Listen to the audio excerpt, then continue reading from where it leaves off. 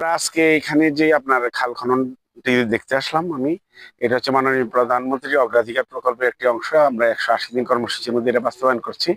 তো এইটি হচ্ছে যে আমাদের জেলার মধ্যে সবচেয়ে দীর্ঘ খাল হচ্ছে এবার যে আমরা কর্মসূচিটি নিয়েছি, এবং খুব সফলভাবে এটা এগিয়ে যাচ্ছে। তো ইতিমধ্যে কিছু ইস্যু আমি শুনেছি যে এই খালটা থেকে যদি আমরা সবসময় পানি প্রবহমান রাখতে চাই, তাহলে আমাদের রানী সংকল্প করতে ব্রিজের ওই পাশ থেকে যে অংশটি আসছে এটা আমাদের খনন করতে হবে। তা আমরা আশা করছি সেকেন্ড ফেজে আমরা ওই অংশটি খনন করব, এবং এইটাতে সবসময় পানি সরবরাহ রাখার জন্য এটার আপ স্ট্রিম এবং ডাউন স্ট্রিমে দুই দিকে দুইটি বিল আছে। বিলের পানিগুলি আবার দেখা গেল যে আমন মৌসুমে ওখানে স্টেগন্যান্ট হয়। আমরা দেখি এটার সাথে লিঙ্ক করে বরেন্দ্র বা অন্য কোনো প্রকল্প থেকে ওই পানিগুলিকে আমরা ওই মৌসুমে, বিশেষ করে যখন পানির স্বল্পতা থাকে, আমরা এই খালের মধ্যে প্রবাহিত করতে পারি কিনা।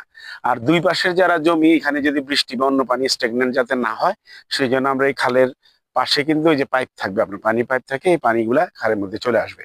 এরপর আমাদের চিন্তা থাকবে এইবার খালটি করার পরে পানি কিরকম আমাদের থাকে, সেইটার উপর ডিপেন্ড করে যদি আমাদের সাস্টেনেবল না হয়, আমরা আরো অন্য প্রকল্পের সাথে লিঙ্ক করে এটাকে সবসময় প্রবহমান রাখার চেষ্টা করব।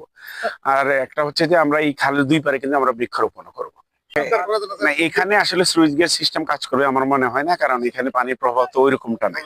তবে বাঁধের যে সিস্টেমটা, এটা আমরা বলতে পারবো না। আমরা পানি উন্নয়ন বোর্ড বা এলজিডির সাথে আলাপ করে যদি সেটা যদি আমাদের ফলপ্রসূ হয়, আমরা সেই ব্যবস্থা যে কোনো সময় নিতে পারবো।